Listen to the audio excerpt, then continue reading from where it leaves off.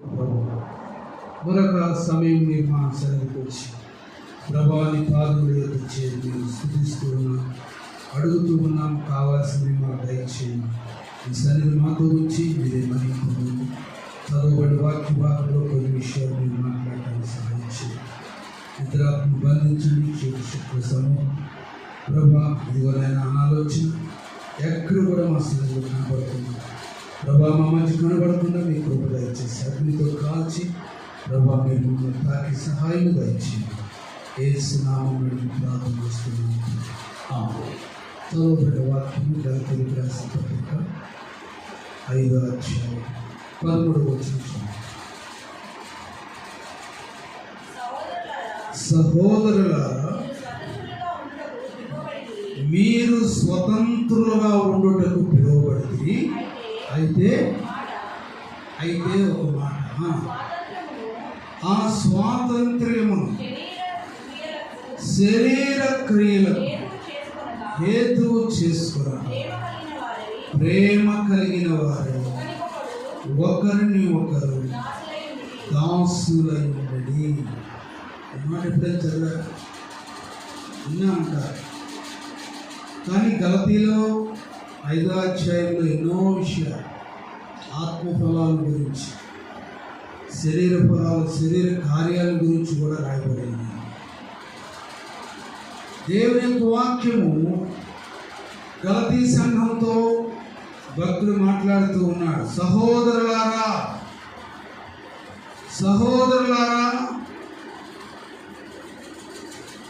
మిమ్మను కావలి పెట్టువాడు. సహోదరులారా, మీరు స్వాతంత్ర్యమును 13వ వచనం, స్వాతంత్రముగా ఉండుటకు అంటే బాగా చక్కగా దేవునిలో స్వతంత్రతగా ఉండటం, దేవునిలో మెళుకుగా ఉండటం, దేవునిలో నమ్మకంగా ఉండటం. సహోదరులారా, మీరు స్వతంత్రులుగా ఉండటకు పిలువబడుతుంది. దేనికి పిలువబడ్డా? మనం దేవునికి ఇష్టమైనటువంటి పిలువబడ్డాం. దేవుడు మనల్ని ప్రేమించి పిలిచాడు. మనం ఎక్కడి వారమో, ఏ ప్రాంతపు వారమో, అన్ని జనంలో నుంచి కొంతమంది, నామకార్థ క్రైస్తవ జీవితంలో నుంచి కొంతమంది ప్రభు దగ్గరికి వచ్చారు. పిలువబడ్డారు, ఏర్పరచుకున్నాడు దేవుడు మనల్ని. స్వతంత్రులుగా ఉండటానికి పిలువబడ్డారు. అంతేగాని ఇరుగానో లేకపోతే నెమ్మది లేకుండా ఉండటానికో దేవుడు మనం పిలవలేదు. 5వ అధ్యాయం 1వ వచనంలో ఈ స్వాతంత్రము అనుగ్రహించి క్రీస్తు యేసును స్వతంత్రులుగా చేసి ఉన్నాడు. కాబట్టి మీరు స్థిరముగా నిలిచి మరలా దాస్యం అనే కాడి కిందకు వెళ్ళొద్దు అన్నాడు. మొదటి వచనంలోనే గుచ్చుకున్నట్టుగా మాట్లాడింది. ఈ స్వాతంత్రము దేవుడు నీకు ఇచ్చాడు. ఒకప్పుడు లోకంలో ఉన్నాం, విగ్రహారాధనలో ఉన్నాం, మోసంలో ఉన్నాం, అబద్ధాల్లో ఉన్నాం, ప్రేమ లేని వారిగా ఉన్నాం, కక్షలతో, అసూయతో, ద్వేషంతో ఉన్నాం, పగతో ఉన్నాం, ఈర్ష్యతో ఉన్నాం, మొండితనంతో ఉన్నాం. కానీ దేవుడు తన కృప చేత మనల్ని పిలిచాడు. దేవుడు ఉద్దేశం లేకపోతే మనం ఇక్కడికి వచ్చేవారం కాదు, కూర్చునేవారం కాదు, దేవుని వాక్యం చదివేవారం కూడా కాదు. కొంతకాలం అయిన తర్వాత మరలా ఎలాంటి స్థితి వచ్చిందంటే సంఘంలో, గలతీ సంఘంలో, మన సంఘంలో కూడా మొదట ఆత్మానుసారంగా ప్రవేశించి ఇప్పుడు శరీర సంబంధమైనటువంటి స్వభావం వచ్చింది. 3వ అధ్యాయం గలతీయులకు రాసిన పత్రిక. మొదట ఆత్మానుసారంగా ప్రవేశించి ఇప్పుడు ఏమైపోయాం? శరీర సంబంధమైనటువంటి ఆలోచన వచ్చింది. మొదట ప్రార్థన అంటే పరిగెత్తేవాళ్ళం, మొదట ప్రార్థన అంటే, వాక్యం అంటే, దేవుని సన్నిధి అంటే పరుగులు తీసేవాళ్ళం, ముందుండేవాళ్ళం. ప్రతిదానికి నేను నేను అనేవాడు. చూడండి దేవుని యొక్క వాక్యంలో, ఓ అవివేకులైనటువంటి గలతీయులారా అన్నాడు. ఏమన్నాడు భక్తులు? అవివేకులైనటువంటి గలతీయులారా, ఎవరు మిమ్మలను భ్రమ పెట్టింది ఎవరు? చూడండి, ఈ భ్రమ పెట్టే ఆత్మ కుటుంబాలను పాడు చేస్తుంది. ఈ భ్రమ పెట్టే ఆత్మని బిడ్డలను పాడు చేస్తుంది. జాగ్రత్త. ఒక తండ్రిగా ఒక తల్లిగా నువ్వు దీన్ని గ్రహించలేకపోతే, ఏ ఆత్మ అయితే నీ బిడ్డలను నీ కుటుంబాన్ని భ్రమ పెడుతుందో అది నీ కుటుంబానికి ఒక భయంకరమైన ఆటంకంలా చేస్తుంది.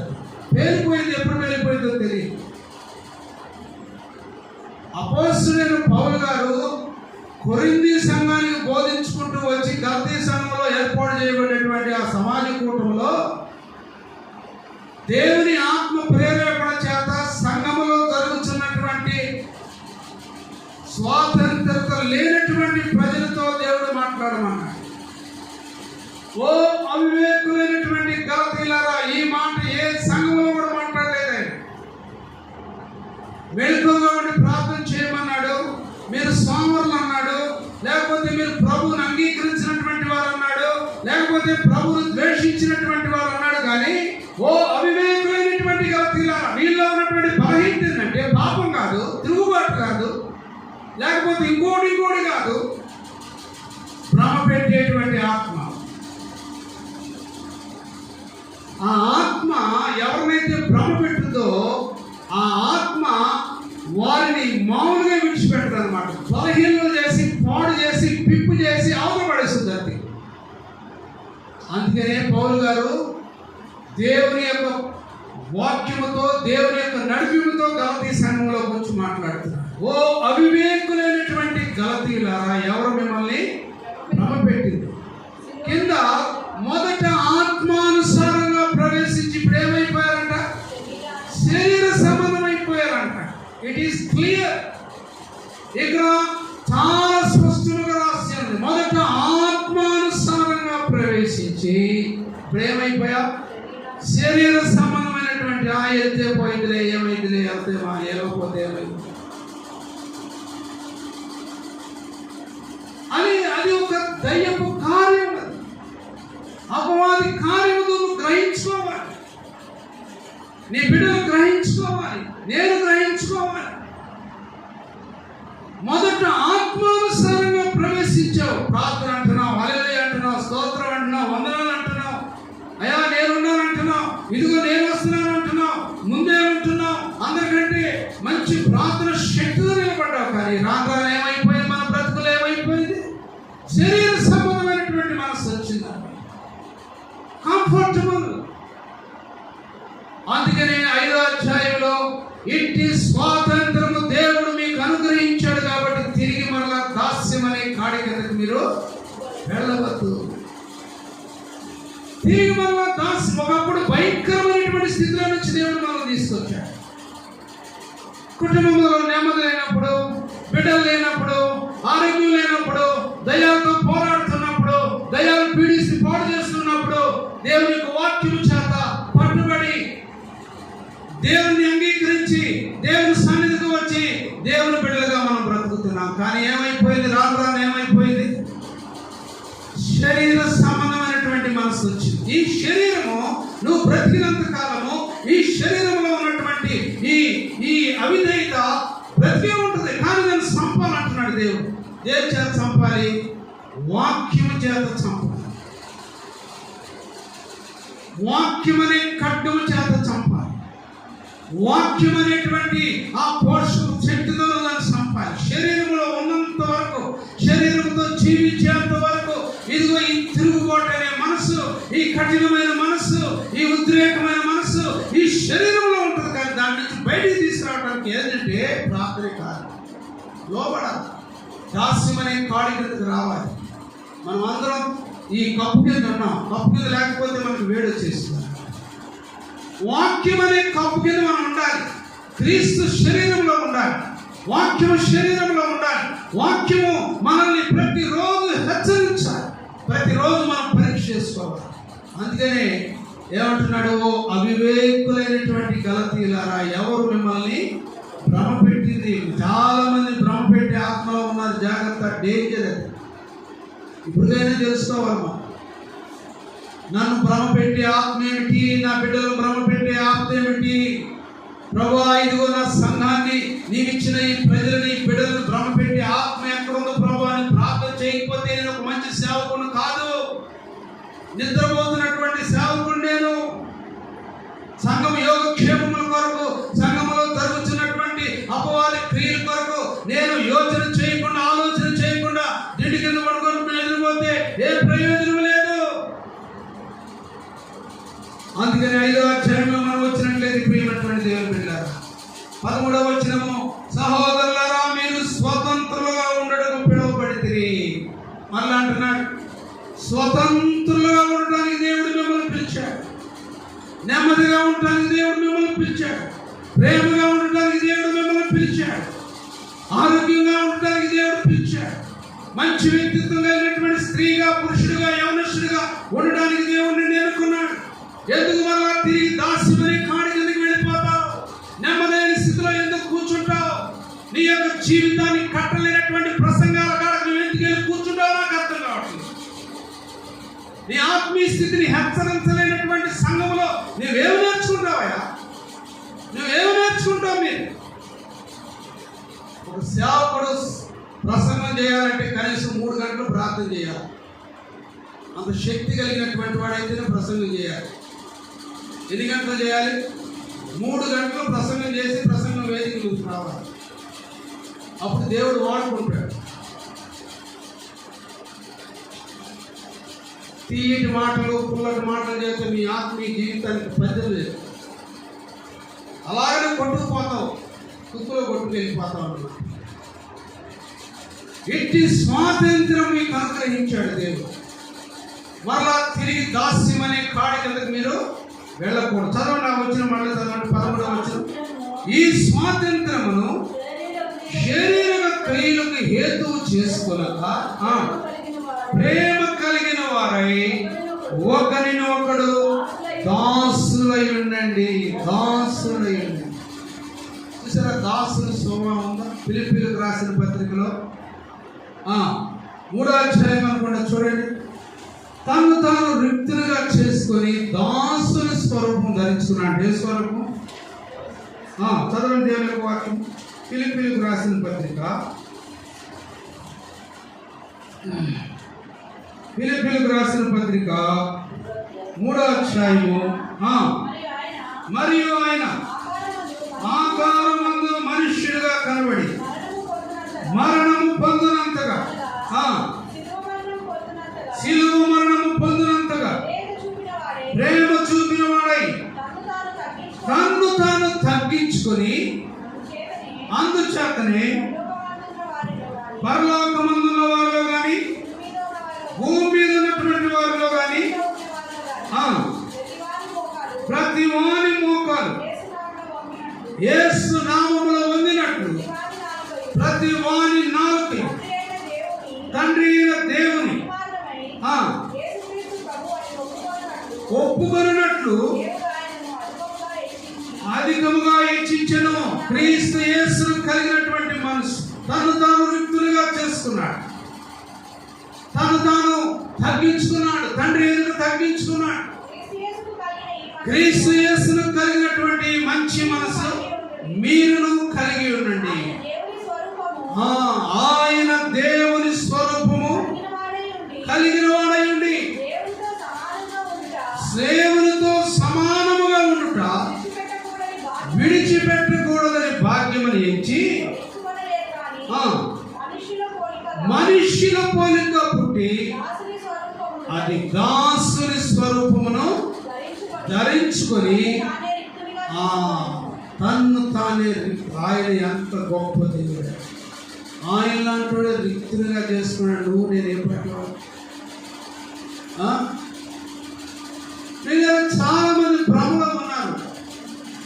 ఆ భ్రమ మిమ్మల్ని ఎక్కడ తీసుకెళ్ళిందంటే చివరి పనులు తీసుకెళ్ళి కింద పడేస్తుంది. రక్షించేవాడు కూడా లేడు, కాపాడేవాడు కూడా లేడు. రిక్తులుగా చేస్తున్నాడు ప్రభు. మనం గమనించినట్లయితే ఇక్కడ 5వ అధ్యాయము 13వ వచనంలో ఒక్క మాట నేను మీతో చెప్తున్నాను. ఆగండి ఆగండి. అయితే ఒక మాట. ఏ మాట? మాట దేవుని మాట, నిన్ను రక్షించేటువంటి మాట, నిన్ను మార్చేటువంటి మాట, నీ స్వభావాన్ని మార్చేటువంటి మాట, భ్రమలో లేకుండా బయటికి తీసుకొచ్చేటువంటి మాట. ఇక్కడ పౌలు గారు ఎంతో వేదనతో మాట్లాడుతూ ఉన్నాడు సంఘంలో. తిరిగి మళ్ళా దాస్యమని కాడి కిందకి వెళ్ళొద్దు. ఓ వివేకులైనటువంటి గలతీయులారా, దేవుడు మిమ్మల్ని పిలుచుకొని వచ్చి స్వతంత్రులుగా చేశాడు. యోహాను సువార్త 8వ అధ్యాయం 31వ వచనంలో కూడా దేవుడు తాను ప్రేమించినటువంటి యూదులు, ఎవడు నా వాక్యమందు నిలిచిన వాడైతే వాడే నన్ను కనుగొంటాడు. వాక్యమందు నిలిచిన వారు కావాలి, సత్యమందు నిలిచిన వారు కావాలి, ప్రేమలో నిలిచిన వారు కావాలి. వీటన్నిటిలో ఏదున్నా ఏది లేకపోయినా ప్రేమ లేని వాడు అయితే నువ్వు వ్యర్థం అంటున్నాడు దేవుడు. కాబట్టి యేసు తాను నమ్మినటువంటి యూదులతో నా వాక్యమందు మీరు నిలిచిన వారైతే నిజముగా నాకు శిష్యులై ఉండి సత్యమును మీరు గ్రహిస్తారు. అప్పుడు సత్యము మిమ్మల్ని స్వతంత్రులుగా చేయాలని చెప్పాడు. చూడండి, చూసారు ఏమన్నాడు? నా వాక్యంలో నిలవాలయా. ఏదో నీ బడాయిలోనో లేకపోతే నీ డిగ్రీలోనో లేకపోతే నీకున్న హోదాలో కాదు నిలిచేది, లేకపోతే ఏదో అలాగే అనుకోండిదంట కాదు. వాక్యంలో నిలిచి చూడు. అప్పుడు నిజమైన క్రైస్తవుడు క్రైస్తవురాలని దేవుడు ప్రజలు చెప్పుకుంటారు, దేవుడు కూడా మెచ్చుకుంటాడు. బలా నమ్మకమైన దాసుడు అందరిని అన్నాడా? ఎంతో మంది వచ్చి మేనాలెత్తికి వెళ్ళిపోయారు. అదిగో అది చేస్తున్నాం ఇది చేస్తున్నాం అన్నారు. చివరికి ఏం చేశారు? దేవుడికి నమ్మకంగా ఉన్నారు. ఏమన్నాడు? ఇదిగోనయ్యా నువ్వు 5 మీనాలు ఇచ్చావు, నేను దీనికి 5 కల్పించాను, 10 చేశానంటే ఏమన్నాడు ప్రభు? బలా నమ్మకమైనటువంటి మంచి దాసుడా, ఈ కొంచెంలో నువ్వు నమ్మకంగా ఉన్నావు కాబట్టి ఇదిగో ఇంకా 10 గ్రామాలు నేను నీకు ఇస్తున్నాను, చూసుకో అన్నాడు. ఇంకా 10 బాధ్యతలు మీద పెట్టా. ఒక బాధ్యతని నువ్వు నెరవేర్చలేవు. నీ జీవితంలో 10 బాధ్యతలు ఏమి నెరవేరుస్తావు? ఒక బాధ్యత ఒక పని నువ్వు నెరవేర్చలేవు. 10 బాధ్యతలు నేనేమో తీసుకుంటావు. మీనాలు అందుకోవడానికి వచ్చాడు. 10 5 వచ్చారు. 5 మీనాలు ఇచ్చారు. ఏం చేశారు? ఒకళ్ళు కొంచెం ఒకడు అన్నాడు, అయ్యా నువ్వు ఎత్తునవాడు పోయినవాడు, నువ్వు చాలా కఠినుడు, అందుకే నీ మీనా ఎత్తుకెళ్ళి గుంటలో పెట్టేశాను. వాడు శపించాడు. అన్ని మంచిగా చేసిన వాడు బలా నమ్మకమైనటువంటి మంచి. కాబట్టి తిరిగి మళ్ళా దాస్యం అనే కాడి కిందకి వెళ్ళకూడదు. ప్రేమ కలిగినటువంటి వారిగా ఉండాలి, దాతృత్వం కలిగినటువంటి వారిగా ఉండాలి, నెమ్మది కలిగినటువంటి వారిగా ఉండాలి. నువ్వు ఏ పని చేసినా, ఏ మాట చేసినా, ఏ ఆలోచన చేసినా దేవునికి అంగీకారంగా చేయాలి, కానీ దేవునికి విరుద్ధంగా నువ్వు ఆలోచించడానికి లేదు.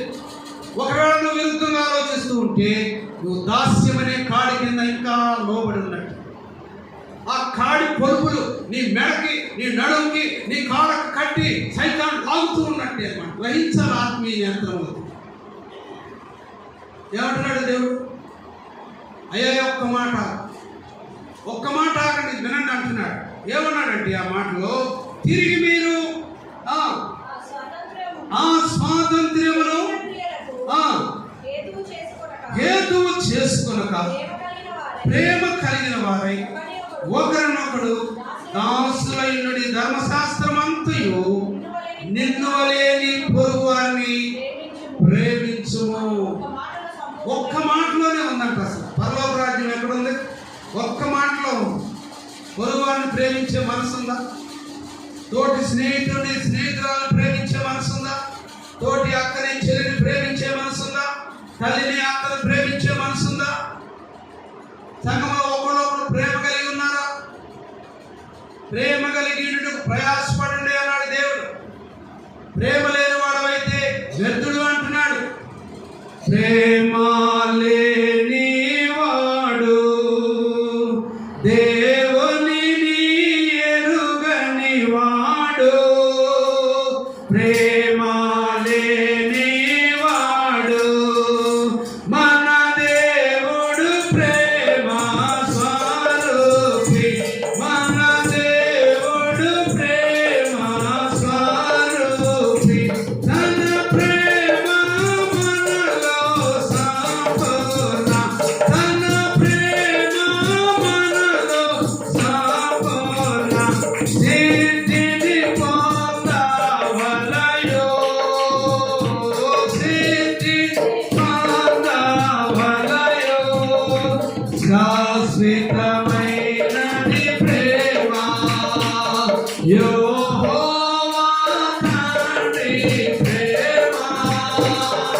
శాశ్వతమైనది ప్రేమ. ప్రేమ కలిగి ఉన్నామని సాయంకాలంలో ప్రేమైనటువంటి దేవుని బిడ్డ తిరిగి స్వాతంత్రం దేవుడికి ఇచ్చాడు. దాస్యమని కాడికెందుకు వెళ్ళకూడదు. తిరిగి ఆ పాత స్నేహితులతో కలుసుకోకూడదు. తిరిగి మరలా ఆ విచిత్రమైనటువంటి ఆ తలంపులతో ఉండకూడదు. యేసు ప్రభువారు నేను ప్రేమ కలిగినటువంటి వాడను, నేను సాత్వికులను, దీన మనసు కలిగినటువంటి వాడను, నా ఎందుకు వచ్చి నేర్చుకునండి. ఇదిగో నేను ఎన్నో దెబ్బలు తిన్నాను, ఎన్నో గాయములు పొందాను, శిలువలో ఉండి నీ కొరకు నా ప్రాణము ఆక్రమణ కూడా నీ మీద వచ్చింది. అమ్మా ఏం చేయించున్నారు మీరు కనుక వీరిని క్షమించి. ఏంటి ఎక్కడి నుంచి వచ్చింది ఆ ప్రేమ? మీరు నాశనం అయిపోవాలి, మీ చేతులు ఇరిగిపోవాలి, మీ కళ్ళు పోవాలని చెప్పించాడు వాళ్ళు.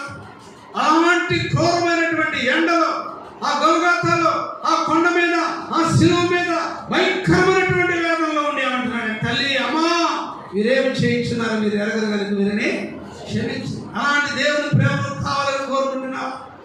తిరిగి మళ్ళా దాస్యమని కాడి కింద అనుకుంటున్నావు, అక్కడే బాగుందనుకుంటున్నావు, అక్కడే శుభ్రంగా ఉందనుకుంటున్నావా, ఆ పాత జీవితమే బాగుందనుకుంటున్నావా? ప్రియమైనటువంటి దేవుని బిడ్డలారా, క్రైస్తవులారా, సంగమా, ఈ మధ్యాహ్నకాల సమయంలో దేవుడు ఏమంటున్నాడు, తిరిగి మళ్ళా దాస్యమనే కాడి కిందకి వెళ్ళద్దు, తిరిగి మళ్ళా పాపం కిందకి వెళ్ళద్దు, తిరిగి మళ్ళా యుగం కిందకి వెళ్ళద్దు, తిరిగి మళ్ళా కులపిచ్చి కిందకి వెళ్ళద్దు అని ప్రభు యొక్క వాక్యం సెలవిస్తా ఉన్నాను. చూడండి దేవుని యొక్క వాక్యంలో 5వ అధ్యాయంలో 9వ వచనం, దయచేసి 9వ వచనం. పులిసిన పిండి కొంచెమైనను ముద్దంతా కూడా ఏం చేసిందట, ముద్దంతా కూడా పాడు చేసిందట. పాలలో కనుక ఏదైనా కొంత అపవిత్రత కనుక పడిపోతే పాలుగా ఏమైపోతుంది, విరిగిపోతుంది. కొంచెం ముక్కామని తైలంలో సచ్చిరేయబడితే ఏమైపోతుంది, చెడు వాసన కొట్టుకుందట. ముక్కామని తైలము బహు విలువైనటువంటి తైలం అది. ఆ తైలంలో చిన్న ఈగ పడింది అనుకోండి, ఎవడైనా కొంటాడా దాన్ని? ఎవడైనా దాన్ని రాసుకుంటాడా? దాని విలువ ఉంటుందా? ముక్కామని తైలంలో సచ్చనీయ పడితే ఎంత నాశనం అయిపోతుందో, నీ ఆత్మీయ జీవితంలో తిరిగి నాశనమనే కాడి కింద కనుక ఉంటే నువ్వు అభివృద్ధి పొందలేవు, నీ జీవితంలో ఎదగలేవు, నీ కుటుంబంలో క్షేమం చూడలేవు అన్నమాట. దేవుడికి ఇచ్చినటువంటి పవిత్రతను కాపాడుకోవాలి, భక్తి జీవితాన్ని కాపాడుకోవాలి, వివేకాన్ని కాపాడుకోవాలి, ప్రేమను కాపాడుకోవాలి. నిన్ను ప్రేమించిన వాడిని నువ్వు ప్రేమిస్తే నీకు ఏం ప్రయోజనం ఉంది? నువ్వు అన్నం పెట్టినాడికి అన్నం పెడితే ఏం ప్రయోజనం ఉంది? నువ్వు నీళ్ళు ఇచ్చినాడికి నీళ్ళు ఇస్తే ప్రయోజనం ఉందా? నీ శత్రువును ప్రేమించమన్నాడు దేవుడు. నేనైతే అదే చేస్తాను. వాడు నన్ను ఏమన్నా అనుకోను, నా వెనకమాలు ఎన్నన్నా అనుకోను, కానీ నేను ఒకటే చూపించేది ప్రేమ చూపిస్తానన్నమాట. మాట్లాడతాను, పలకరించుకుంటాను, మాట్లాడతాను, ప్రేమ చూపిస్తాను, దేవుని ప్రేమ చూపించి మాట్లాడతాను. ఎన్నడూ కూడా ఆ వ్యక్తి నాకు ఎదురుకు వస్తే ఇంటితో మాట్లాడేది ఏదైనా పక్కకెళ్ళి అయ్యా బాగున్నావు, అందు నాకు బాగున్నా. ఎవరు చూస్తున్నారు ఇవన్నీ?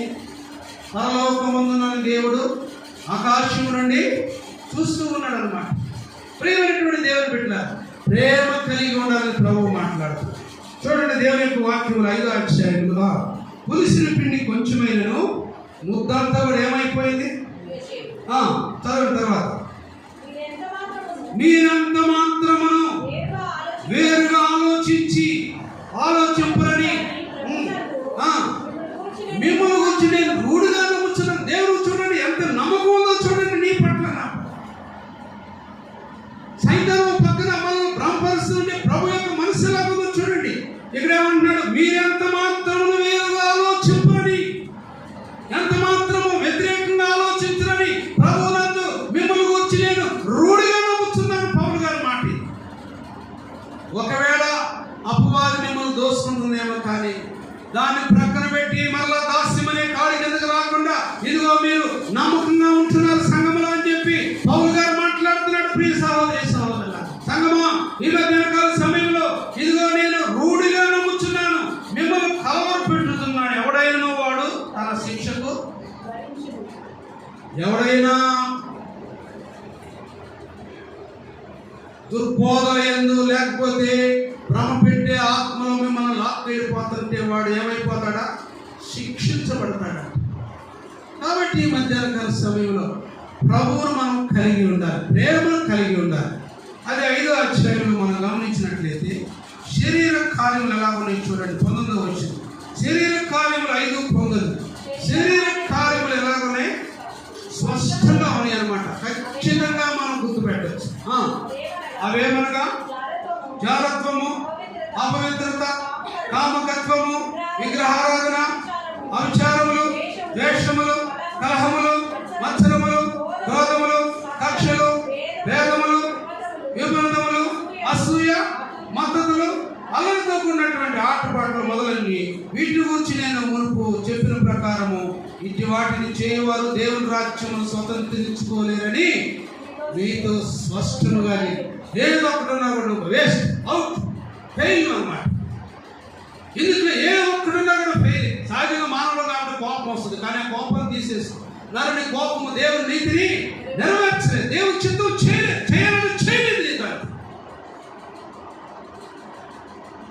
దేవుని చిత్తం చేయవాడు నిరంతరం నిలిచినాడు. దేవుని చిత్తం చేసేవాడు ఎలా ఉంటాడు తెలుసా? రోజు నలగొట్టుకుంటాడు, తను తాను తగ్గించుకుంటాడు, తను తాను పరీక్ష చేసుకుంటాడు. ఏదో ప్రభుత్వ పథకాల్లో పథకం కాదు ఈ పథకం, డాక్టర్ల గ్రూప్లో పథకం కాదు ఈ పథకం. ఈ పథకం ఏంటో తెలుసా? నిత్యరాజ్యాన్ని తీసుకెళ్లే పథకం ఈ పథకం. పరలోక రాజ్యాన్ని రుచి సూచించే పథకం. నీ పాప దృష్టితో, నీ పాప నేత్రములతో పరలోక రాజ్యాన్ని చూపించి ఆత్మ నేత్రాలు ఇచ్చేటువంటి రాజ్యం ఇది అన్నమాట. అందరూ చేరగలుగుతారా? ఈ గుణాలన్నీ ఉన్నవాడు చేరగలుగుతారు. అయితే ఆత్మ ఫలం ఏమనగా, చూడండి పౌలు గారు ఎంత శాంతంగా మళ్ళా ఆ గలతీ సంఘాన్ని ఎంత శాంతంగా తీసుకొచ్చి వదిలిపెట్టాడో చూడండి. ఆత్మ ఫలం ఏమనగా ప్రేమ, సంతోషం, సమాధానం, దీర్ఘశాంతం, దయాళత్వం, మంచితనము, విశ్వాసము, సాత్వికము, ఆశానిగ్రహం. ఇట్టి వాటికి విరోధమైన నియమమేమీ లేదు. క్రీస్తు యేసు సంబంధులు శరీరమును దాని ఇచ్చలతోనూ ద్రాక్షతోనూ సిలువ వేయబడి ఉన్నారు. పైన ఒక రకంగా ఉంటుంది, కింద. అయితే ప్రేమను పొందుకున్నవాడు మాత్రమే దీన్ని సాధించగలుగుతాడు. ప్రేమ అనేది మన హృదయంలో ఉంటే, మన మనసులో, మన బ్లడ్లో ఉంటే అన్ని సంపాదించుకుంటాం. ఆత్మను సంపాదించుకుంటావు, శత్రువును సంపాదించుకుంటావు. దావీదేమన్నాడు? నీ శత్రువులు ఏదంటే నాకు భోజనము సిద్ధపరిచి ఉన్నావు, నూనెతో నా తల అంటి ఉన్నావు ప్రభా. దావీదంటే ఒక్కడికి ఇష్టం లేదు, అన్నదమ్ములకు ఇష్టం లేదు, సౌలుకి ఇష్టం లేదు. ఎందుకంటే దావీదులో ఒక ప్రత్యేకత ఉంది కాబట్టి వారందరూ అసూయపరులైపోయారు, అన్నదమ్ములు అసూయపరులైపోయారు. కారణం ఏంటో తెలుసా? ఒక వ్యక్తి దేవునితో బలపడుతూ ఉంటే ప్రజలకు అసూయ, దావీదు బలము పొందుతుంటే అన్నదమ్ములకు అసూయ. అయ్యో నా రక్తం పంచుకుని పుట్టాడే, నా తండ్రి దగ్గర, నా తల్లి దగ్గర పుట్టి మేమందరం కలుస్తున్నామే అని తమ్ముడు వస్తుంటే ఏమైనా వెళ్ళి ముందుకు వెళ్ళి వెల్కమ్ తీసుకున్నారా? తమ్ముడా ఎన్ని రోజులు మా మధ్యకి వచ్చారా, ఎందుకు వచ్చారని అడిగారు. కానీ వాడి సంగతి చూద్దాం. పెద్ద ఏదో అసూయ అనేటువంటి పాపం బహు భయంకరమైనటువంటి పాపం. అది క్రైస్తవుడు మాత్రమే గ్రహించగలరు, దేవుని వాక్యం చదివేవాడు మాత్రమే గ్రహించగలరు. కానీ మనం కూడా రాజకీయ నాయకుడు అసలు గ్రహించలే, లోకంలో ఉన్నవాడు అసలు గ్రహించలే. వాడు అసూయ బలం అనుకుంటాడు, మనుషులు నిందించడమే బలం అనుకుంటాడు, మనుషులు వేధించడమే బలం అనుకుంటాడు, మనుషుల్ని టార్గెట్ చేయడమే బలం అనుకుంటాడు. చూడలేదు, పేపర్లో చూడలేదా, యూట్యూబ్లో చూడలేదా? మళ్ళీ ఏం తెలియదు వాళ్ళకి ఎడమాలకు మళ్ళీ అంటే మాకు అసలు యూట్యూబే లేదండి, అన్ని అబద్ధాలు. చూడు తప్పులేదు, ఎట్లాంటి చూడు కాబట్టి ప్రేమైనటువంటి దేవుని బిడ్డ పైన శరీర కార్యములు ఎలా ఉన్నాయంట? స్పష్టంగా. అదే ప్రేమ సంబంధించిన కార్యాలు ఎలా ఉన్నాయి? కాబట్టి ఈ మధ్యాహ్న సమయంలో ఎలాంటి స్థితిలో దాస్యమని కాడి కింద ఉన్నావా, భ్రమ పెట్టే కాడి కింద ఉన్నావా ఏంటి? ఎలాంటి స్థితిలో మన కుటుంబం ఉంది, మన బిడ్డలు ఎలాంటి స్థితిలో ఉన్నారు, మన సంఘం ఎలాంటి స్థితిలో ఉన్నది, మనం ఎందుకు ఎదగలేకపోతున్నాం, మనం ఎందుకు ముందుకు వెళ్ళలేకపోతున్నాం? కారణం ఒకటి, ప్రభు మాట వినకుండా భ్రమలో పడి కొట్టుకుపోతారు. భ్రమలో పడి కొట్టుకుపోతారు. ఇట్టి దాస్యం అనే కాడి కింద మరలా తిరిగి మీరు దాస్యం అనే కాడి కింద మీరు మరలా రావద్దని పౌలు గారు బ్రతిమలాడుకుంటున్నారు. కాబట్టి ఈ మధ్యాహ్నకాల సమయంలో ప్రియమైనటువంటి ఏ కాడి కింద ఉన్నావో జ్ఞాపకం చేస్తుంది, ఏ స్థితిలో ఉన్నావో జ్ఞాపకం చేస్తుంది, ఎలాంటి స్థాయిలో ఉన్నావో జ్ఞాపకం చేస్తుంది, పరిశుద్ధాత్మకి ఎంత దూరంగా ఉన్నావో ఎంత దగ్గరగా ఉన్నావో జ్ఞాపకం చేస్తుంది. ఒక్కసారి దీనికి ప్రార్థన చేసి, ప్రభా ఇదిగో నాయన నా వెనుకున్నవన్నింటినీ మర్చిపోయి ముందున్న వాటి వరకు వేగులు పడతాను. ప్రభా నైనా ఇదిగో నా శరీరంలో నియమం ఏదైతే ఉన్నదో ప్రభా ఇదిగో శరీర కార్యములు స్పష్టంగా ఉన్నాయని ప్రభా ఇదిగో మీరు చెప్పిన మాటల్లో ఏది నా హృదయంలో దాగి ఉందో నేను తీసివేసుకుంటాను ప్రభా, లాగి వేసుకుంటాను ప్రభా అని ప్రత్యేకపడి ప్రార్థన మోకరించి ప్రార్థన చేస్తున్నాం. దేవుడు తన పరిశుద్ధ వాక్యము దీవించునుగా. చేయండి, ప్రార్థన చేయండి. ఏమి లేదా నీ కడుపులో ఏమి లేదా? అసూయ లేదా? ద్వేషం లేదా? కోపం లేదా? నెమ్మది లేకుండా ఉంటున్నావా? ఎందుకలా నీ జీవితంలో గడుపుతా ఉన్నా? దేవుని ఆత్మను ఎందుకు పొందలేకపోతున్నావు? శరీర కార్యములతో ఎంతవరకు నువ్వు సాధిస్తావు? శరీర కార్యములతో ఎంతవరకు నువ్వు ప్రభువును స్తుతించగలుగుతావు? శరీర కార్యములతో ఎంతవరకు నువ్వు నైవేద్యం తీసుకురాగలుగుతావు? శరీర కార్యములు హృదయంలో పెట్టుకొని ఎంతవరకు నువ్వు ఆరాధన చేయగలుగుతావు? ఈ మధ్యాహ్నకాల సమయంలో చేయండి, ప్రార్థన చేయండి. ప్రభా నేను చేయలేను ప్రభా, నేను చేయలేను ప్రభా. దేవా ఇదిగో నేను భ్రమలో ఉన్నాను ప్రభా, అసూయలో ఉన్నాను ప్రభా, ద్వేషంలో ఉన్నాను, నరకంలో ఉన్నాను ప్రభా. చేయండి, ప్రార్థన చేయండి. ప్రభా నీ సన్నిధి మాకు దయచేయండి ప్రభా. ఈ బిడ్డలతో మీరు మాట్లాడండి ప్రభా. నీ శక్తి మమ్మల్ని రాని పౌలు గారి యొక్క వేదన తిరిగి మరలా రహస్యమనే కార్యం ఎన్నో చిక్కులలో ప్రభా, వేదనలో, నరకంలో ఓ భయంకరమైన స్థితిలో అల్లాడిపోతుంటే నేను బయటకు తీసుకొచ్చాను. మొదట ఆత్మానుసారంగా ప్రవేశించి ఏమైపోయావు మా జీవితంలో శరీర కార్యాలు కనబడుతుంది, భయమైనటువంటి కార్యాలు మాకు కనబడదు, ప్రేమ లేనటువంటి ప్రవర్తన మాకు కనబడదు. బలాన్ని నమ్మకమైనటువంటి మంచి దాసుదాన్ని పిలిపించుకోవడానికి నాకు దయచేయండి. మీరేం మహిమ యేసు నామమున ప్రార్థన చేస్తున్నాను.